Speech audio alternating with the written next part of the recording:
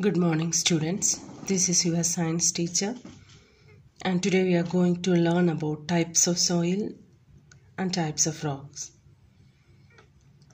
Previous class we have learned that soil is the uppermost layer of the earth's surface.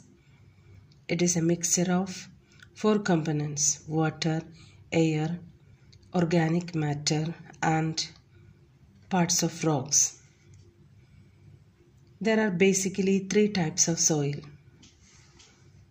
From the picture itself, you can identify the type of soil as we have learned it in the previous class: sandy soil, clay soil, and mixture of sand and clay soil, loamy soil.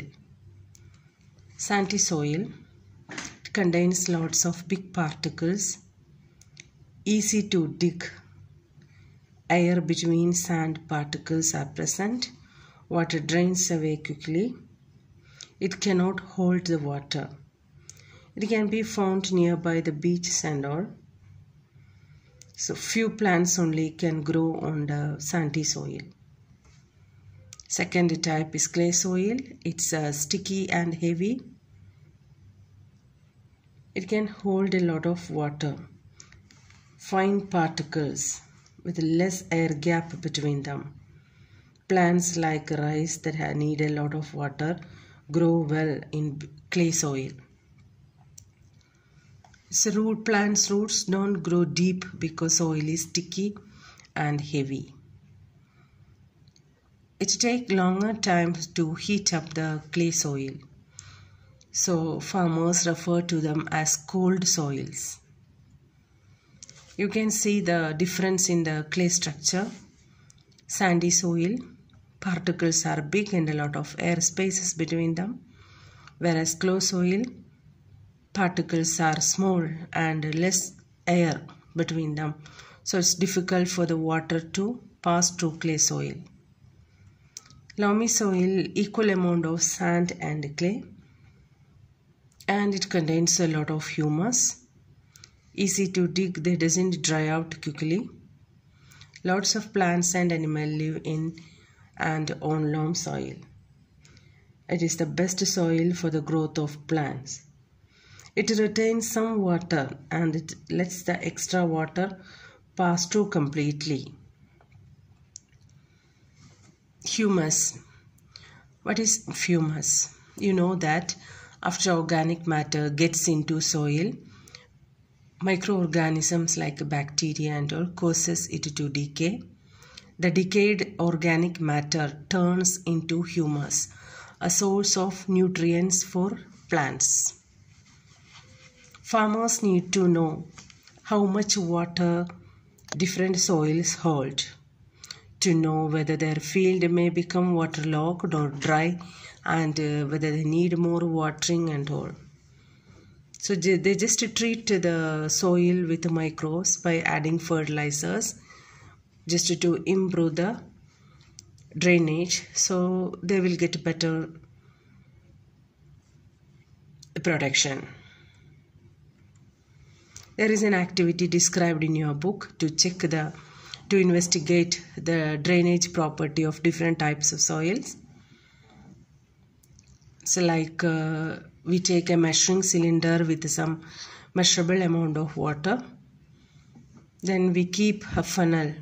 We place a funnel on the top of the cylinder. We add some soil into the funnel. Then after, we just add water to the soil. Then we leave the measuring cylinder there for a few minutes or depending on the type of soil. And later we check how much water has passed through the funnel. We can change this type of soil, can take another type of soil and check the amount of time taken by the soil to pass equal amount of water. So we can investigate on the drainage property of different types of soils. You can, if it is possible, you can do this activity at home. So about the soil, we have learned that it is the upper layer of the earth's surface where plants grow. It consists of mixture of organic material, broken bits of rocks, water and air. Soil plays a very important role in supporting life. Plants need soil to grow. Plants use soil for nutrients. They also use it in anchor to themselves into the ground using their roots. Living organisms like bacteria and other microbes rely on soil as a place to live, and soil helps to filter and clean our water.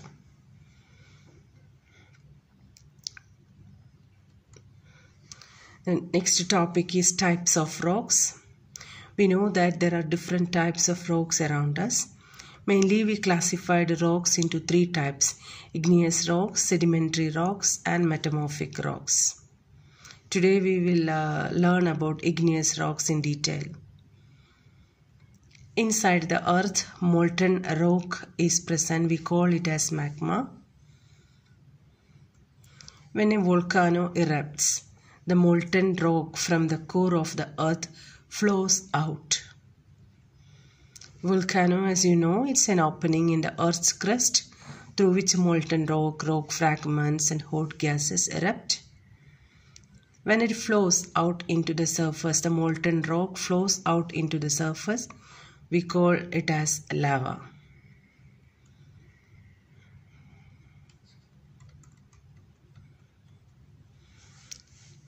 Almost 95% of the earth's crust is made up of igneous rocks.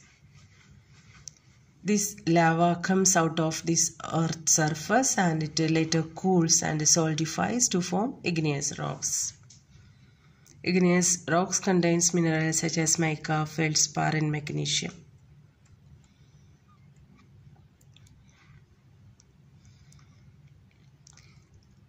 Depending on the way they cool, the time taken by the lava to cool, different types of, mainly three types of igneous rocks can be formed.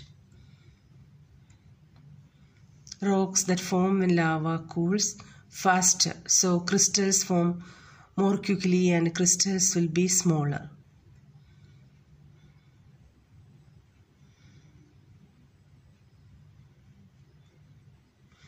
There are mainly three types of igneous rocks. The first type example is granite. We have learned about granite in a previous class. It's a hard grey rock. It's an igneous rock formed by the slow cooling of lava. The crystals will be large in size.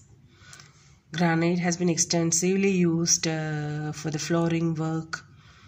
They're harder, stronger, attractive, durable, resistance to decay. They are available in different colors and textures. The second type of rocks, for example, basalt. It contains tiny crystals, small crystals. Basalt is a volcanic rock. It is fine-grained rock because fast cooling process. Granite, we have seen that it has large crystals because it took a long time to cool. But basalt, instead of that, small crystals. Third type is obsidian. It forms by quick cooling of lava. It is smooth and glassy, usually black or dark colored, used in making jewelry and ornaments and all. So what we have learned today about igneous rocks. Igneous rocks are formed from magma. When magma cools quickly, rocks containing large crystals are formed like granite. When magma cools slowly, rocks with small crystals or no crystals are formed. For example, basalt. This is about the today's lesson, and I hope you understood. Thank you.